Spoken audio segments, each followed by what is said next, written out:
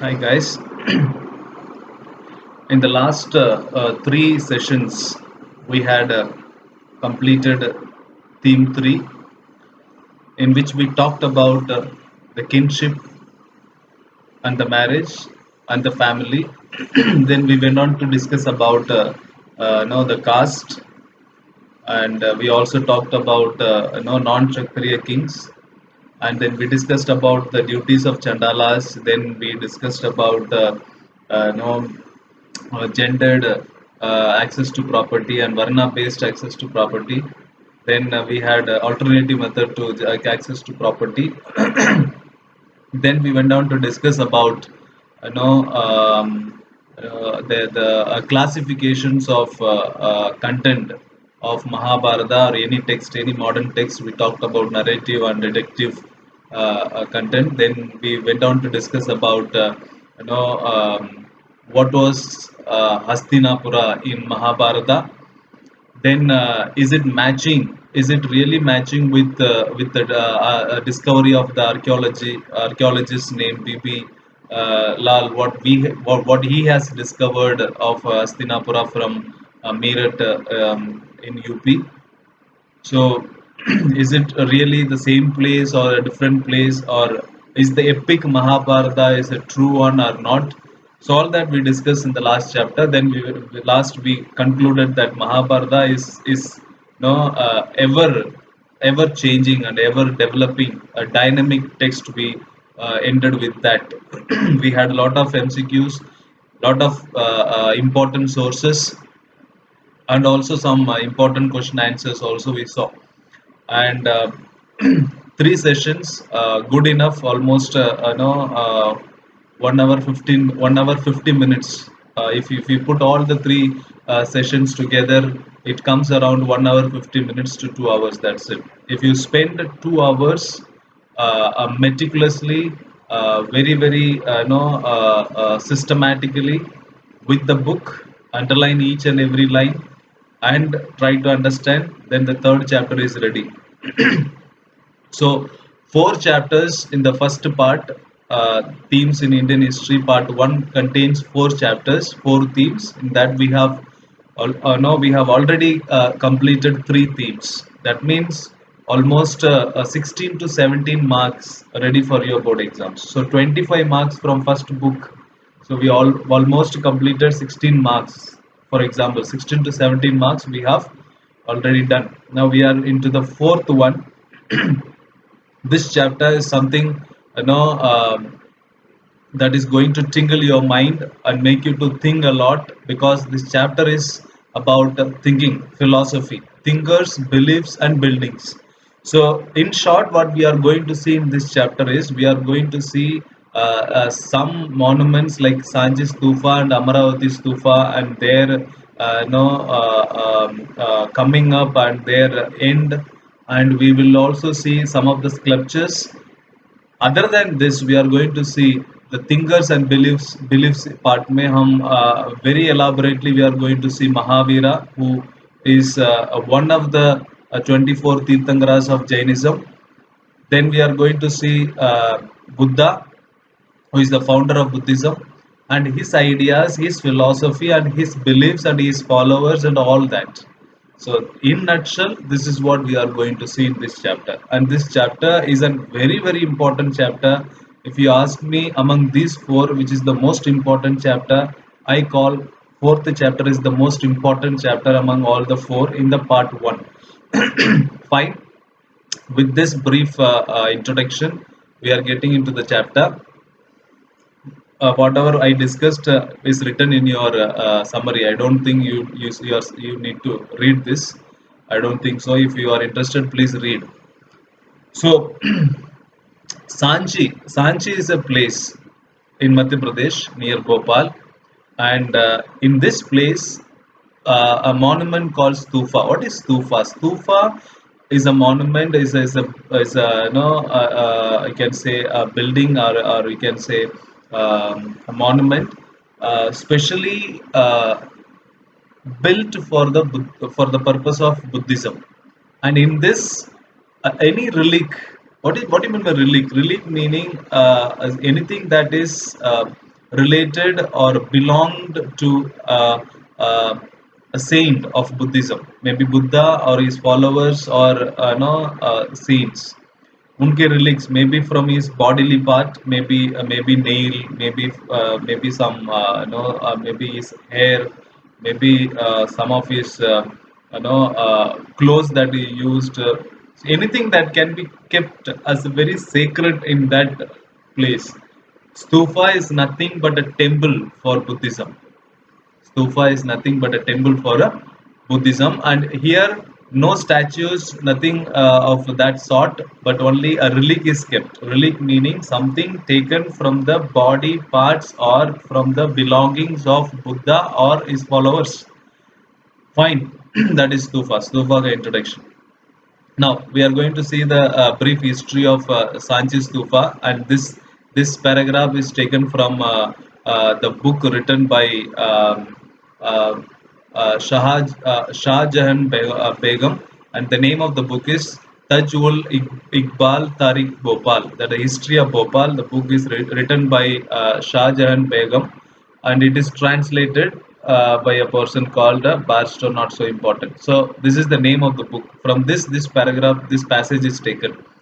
The most wonderful ancient buildings in the state of Bhopal. At the name of the place is Sanchi Khana Khera. This is a small village where it's located on a hill, small hill, and it is 20 miles from northeast of Bhopal. Okay, Bhopal के northeast direction में located है, and we inspected. It is written by we inspected at the stone sculptures and statues of Buddha or the ancient gateway. All that the ruins appear to be object of great interest to European gentlemen. Ruins जो भी टूटे or when they visited in 19th century, when the no Europeans visited this Sanji stupa, they found all no destroyed ruins. Ruins means टुकड़े में इधर उधर, not so well erected.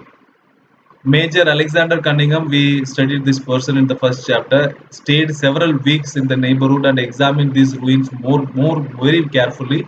He took drawings of the place and deciphered the inscription and bored shafts down these domes. He digged some of the places. The results of all these investigations were described by him in an English work and all that. So this is just to say where it is located and how important this Sanchi Stupa to the Europeans.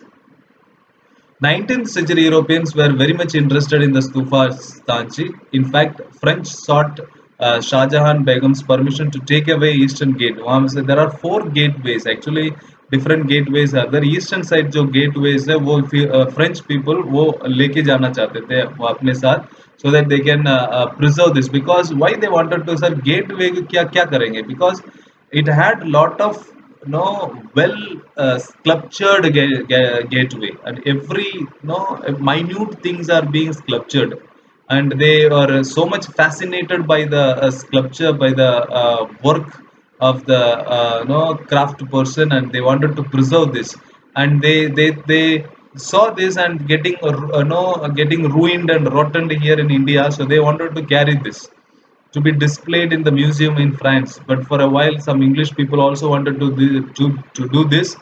But we are very grateful to this lady Shah Jahan Begum and her successor Sultan Jahan Begum. These two people, they really understood the need of preserving this.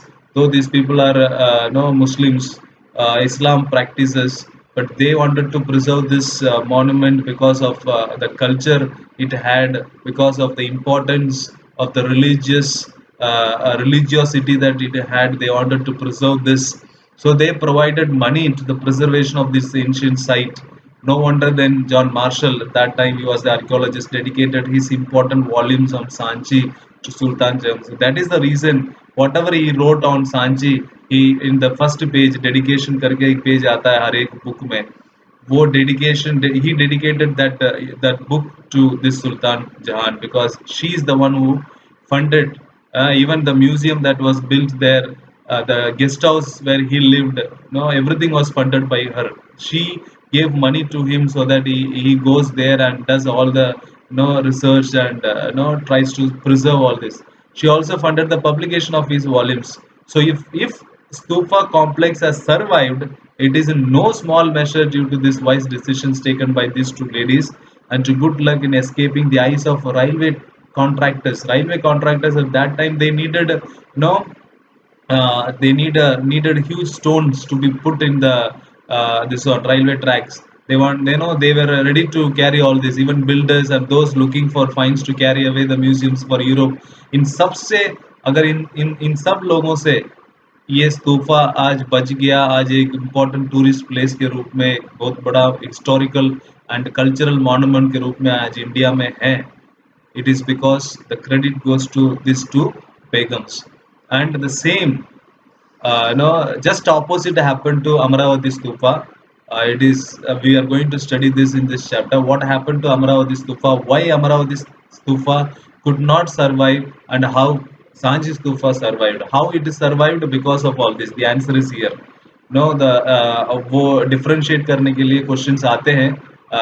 No, the reason why Amaravati Stupa could not survive, the reason why Sanchi Stupa survived. ये reason why Sanchi Stupa survived उसका answer यहाँ पे है.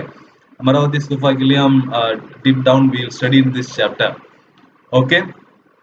Fine. So today we have this one of the important Buddhist centers. The discovery of Sanchi has vastly transformed our understanding of early Buddhism. Today it stands testimony to the successful restoration and preservation of the key archaeological site of the Archaeological Survey of India. Today it is. And this stupa was built by Ashoka. ये आपको पता होना चाहिए. Okay, Sanchi Stupa was built by Ashoka. He was the one who though that gateways, the railings were added later on by so many other local kings and all that, but the stupa as a dome was built by Ashoka, Sanchi Stupa, to be noted. Okay, fine. So that is about Sanchi Stupa in nutshell. We will study about Sanchi Stupa and all that, who built and how it was built and all that, the structure of Sanchi Stupa and importance of Sanchi Stupa. ये सब ये chapter में नीचे आ रहा है. Okay, so whatever we have discussed, how it could survive the ravages of time. That is the question. Okay, so short answer में आ सकते हैं. How could Sanchi Stupa survive the ravages of time? How could it escape from this railway contractors, builders, and even those Europeans longing to carry this monuments, the gateways to their museum, luxurious museum में ले जाना चाहते थे, उनसे ये सब कैसे escape हुआ, उसका आंसर हमने देखा है. Now we are going into the this second topic, that is the background to how this Buddhism emerged, or background to know what was happening of this Buddhism and Jainism. Before Buddhism and Jainism, what was happening and what was the idea all about. So that is background. यहाँ से आपको एक 3 marker है, एक short answer है, वो हम just next अभी पढ़ेंगे. इसके बाद सब 1 मार्कर के लिए आपको करना है.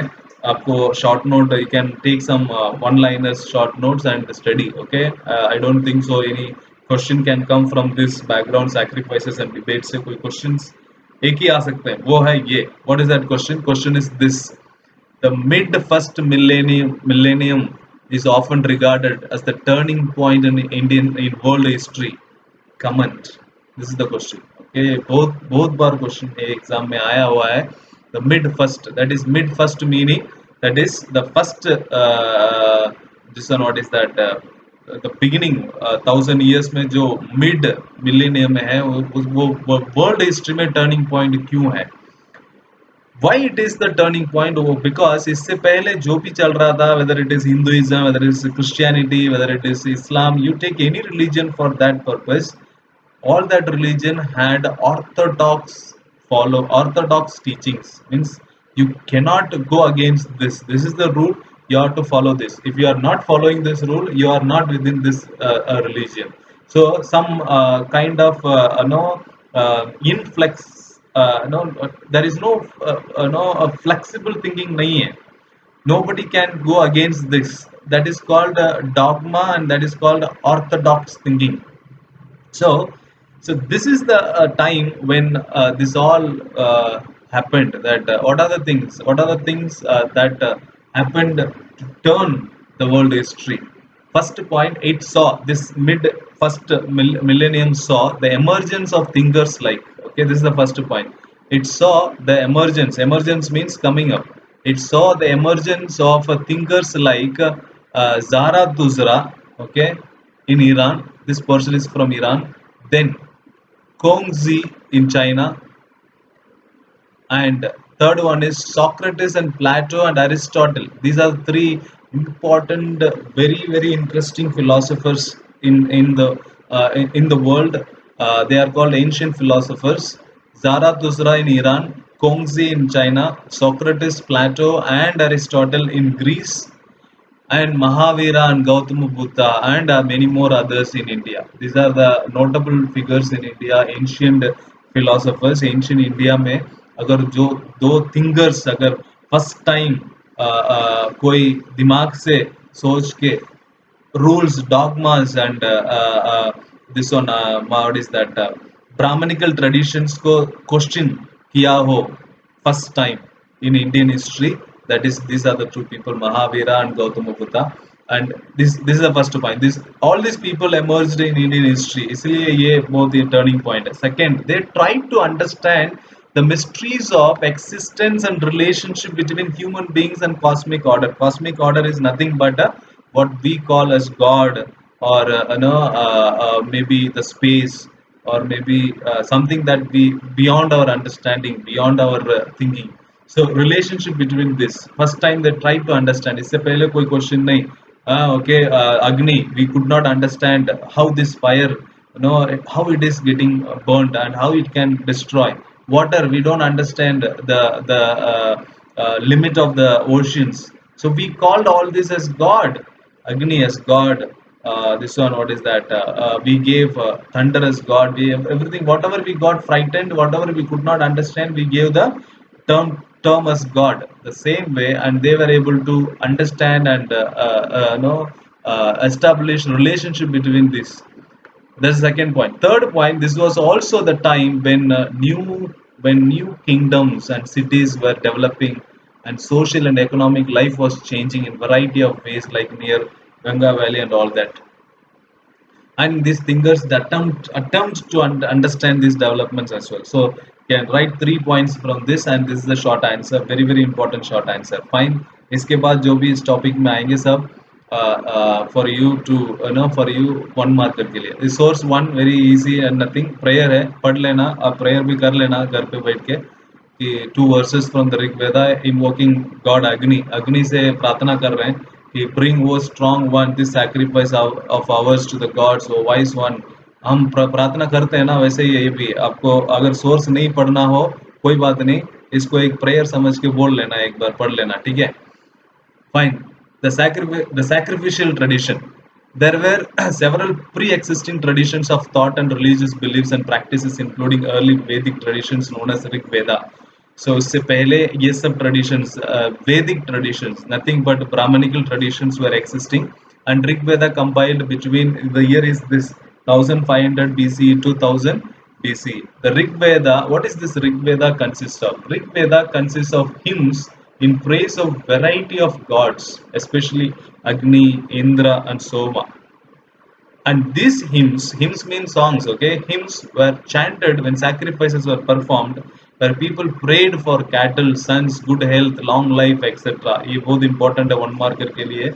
Otherwise 1 मार्कर में बहुत ऋग्वेदा के बारे में आ सकते हैं. और Rigveda means what does it consist? It consists of hymns in praise of variety of gods. What are the gods? Agni, Indra, and Soma. One of the hymns we saw in the source one. Okay, fine. At first sacrifices, और पहले sacrifices कैसे हुआ करते थे? पहले collectively कोई भी बैठ के collectively group बैठ के करता था. Okay. Now later on, some were performed by the heads of the households for the well-being of the domestic group. Family में कोई अच्छा के लिए वो head of the family है ना, वही कर सकता है और दूसरा कोई नहीं.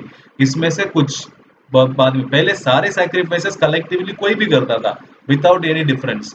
Later on we said only कुछ sacrifices है जो important लोग ही कर सकते हैं, वो head of the family कर सकते हैं. और more elaborate sacrifices such as Rajaswa or Ashwamedha, these are some of the very elaborate and very specific sacrifices. It was performed only by the kings and the chiefs. हर कोई नहीं कर सकता. and who depended on brahmanas ही ऐसा ऐसा rituals sacrifice है ब्राह्मणा police के अलावा और कोई कर ही नहीं सकता इसको. So this is how it was happening. Okay, sacrifices सब कर रहे थे.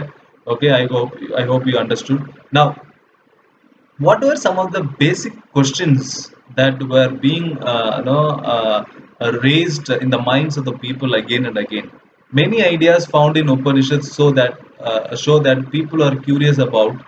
उपनिषद में जो भी आइडियाज है वो एक ही चीज को बार बार इन्हीं चीजों को बार बार बताता है कि मतलब they are people are very curious about meaning of life.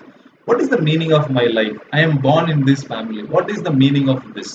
Today I am here. Why? What is the meaning of this?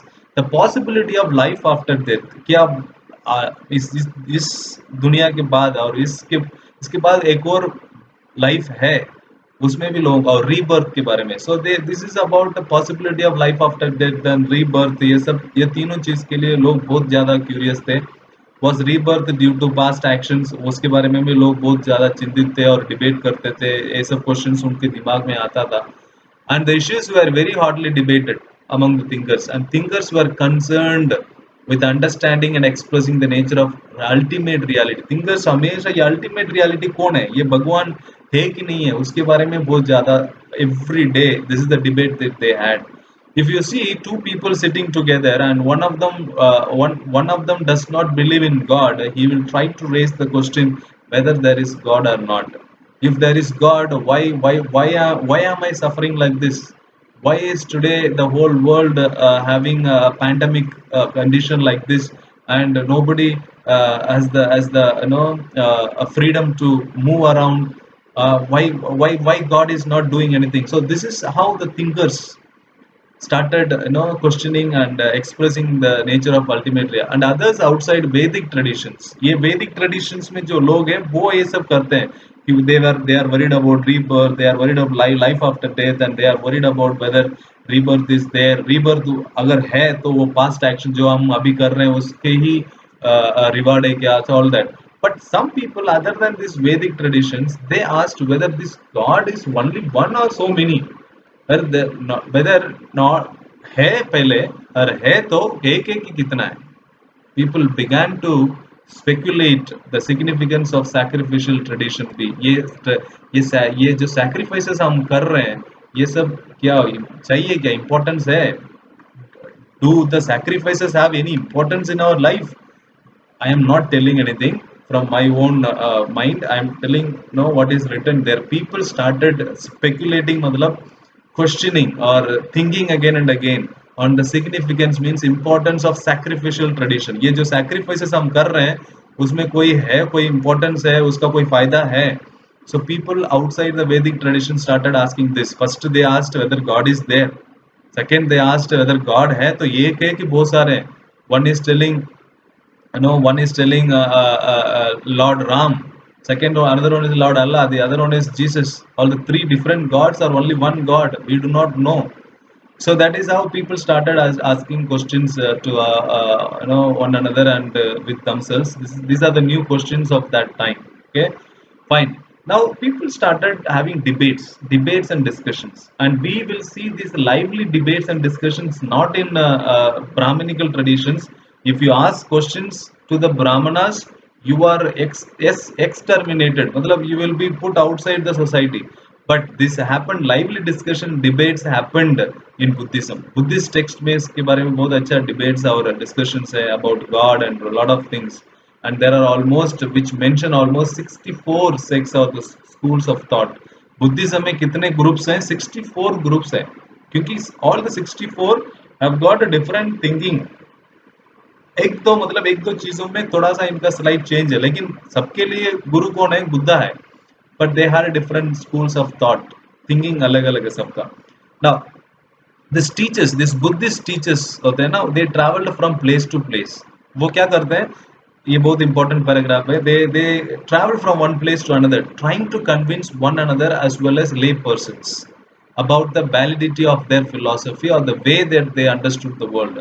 Buddhists, how they understood all that we are going to study. मैं पहले बता दूंगा कि वो this is what Buddhism believes. The Buddhism का जो ideology है वो यहाँ पे बता नहीं रहे, लेकिन यही चीज को ये लोग दूसरों को शेयर करते हैं, उनको कन्विंस करने की कोशिश करते हैं।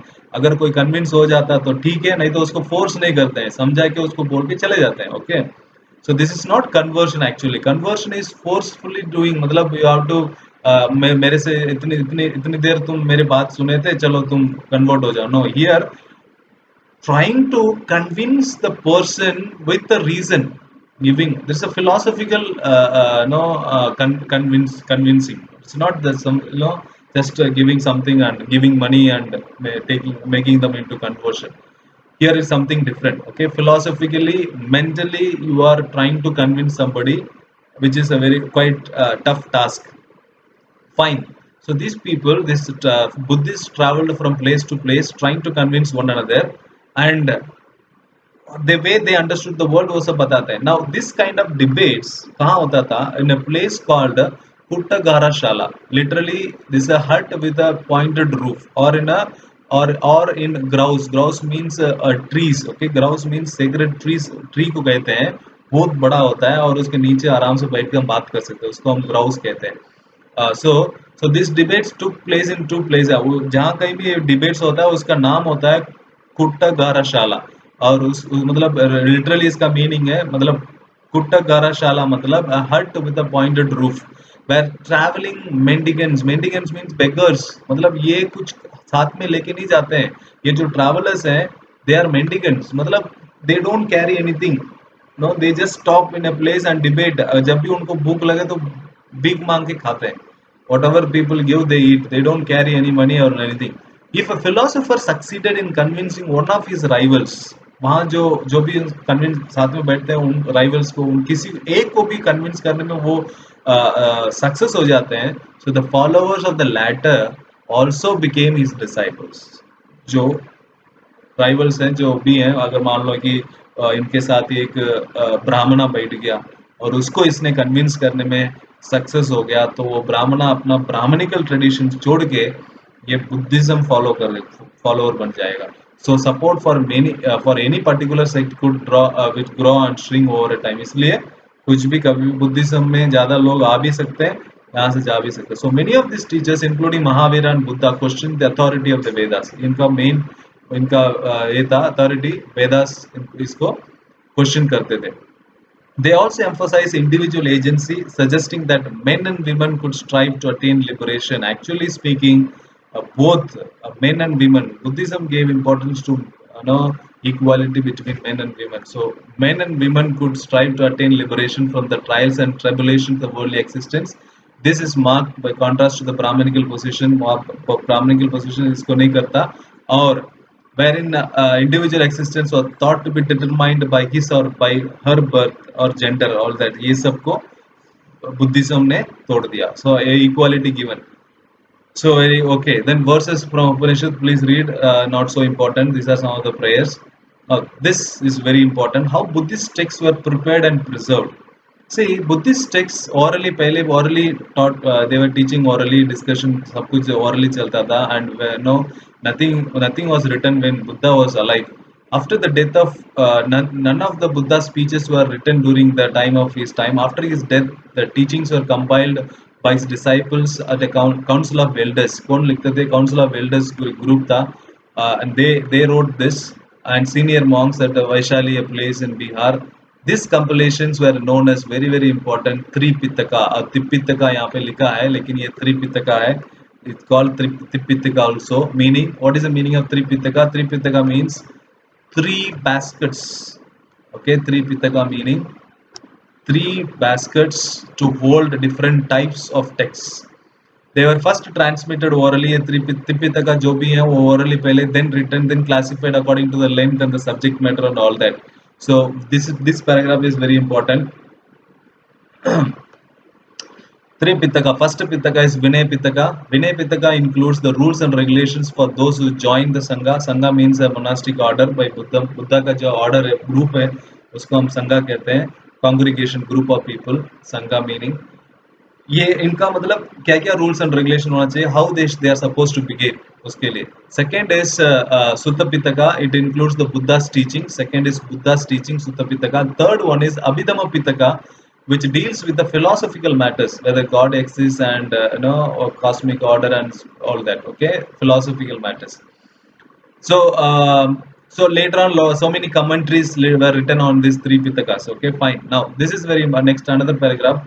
As Buddhism traveled to Sri Lanka, there were another book written called Deepa Vamsha, literally meaning the chronicle of the island. Sri Lanka is an island country.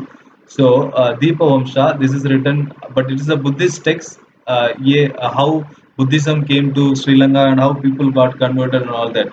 One more book also was written called Mahavamsha, the Great Chronicle, also written regarding Buddhism only. So these are the books regarding Buddhism.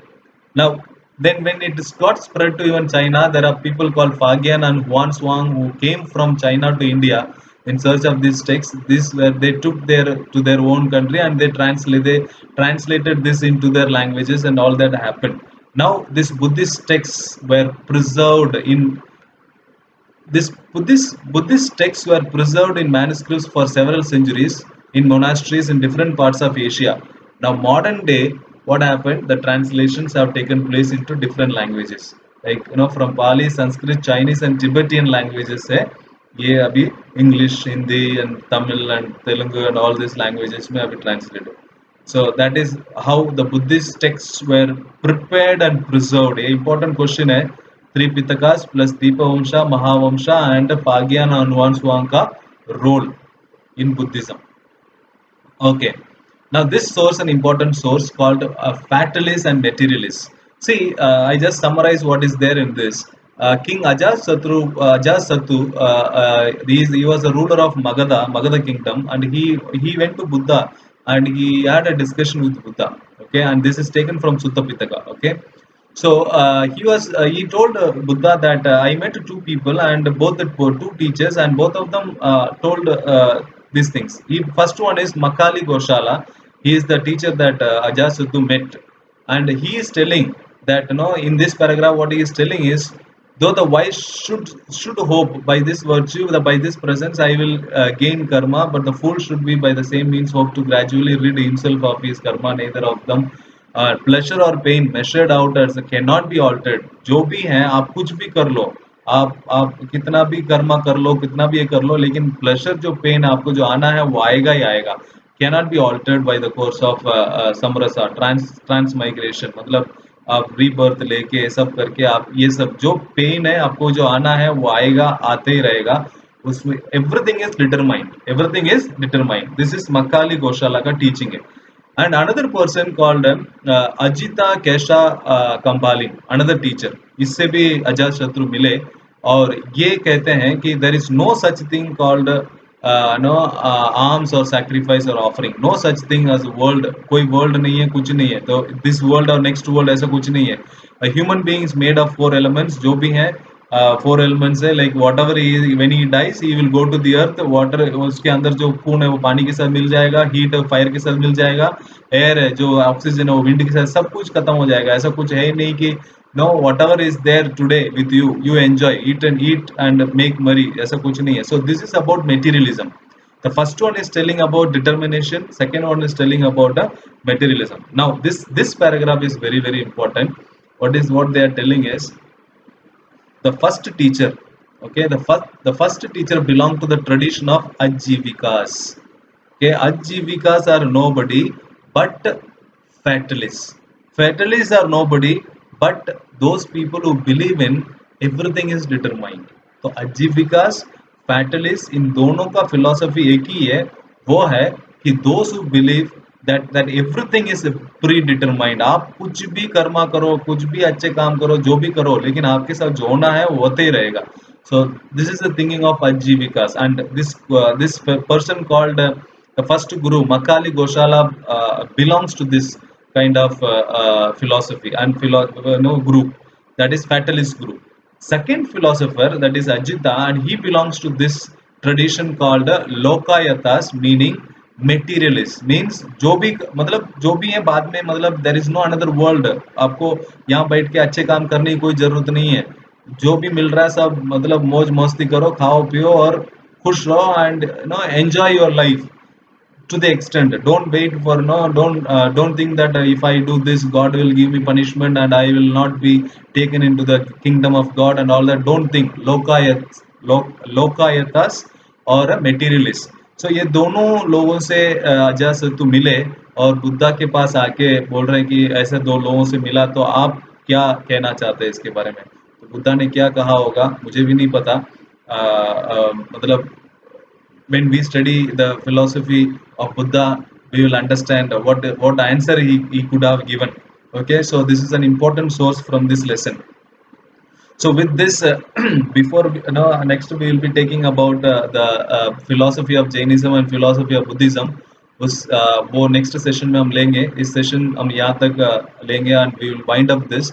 But what we have done in this lesson is nothing but how Sanchi Stupa survived and what is the first millennium, क्यों इतना important है turning point है world history में. ये दो question हमने देखे, बाकी सब हम सोर्स और प्लस बहुत सारे MCQs and some interesting facts and figures we saw.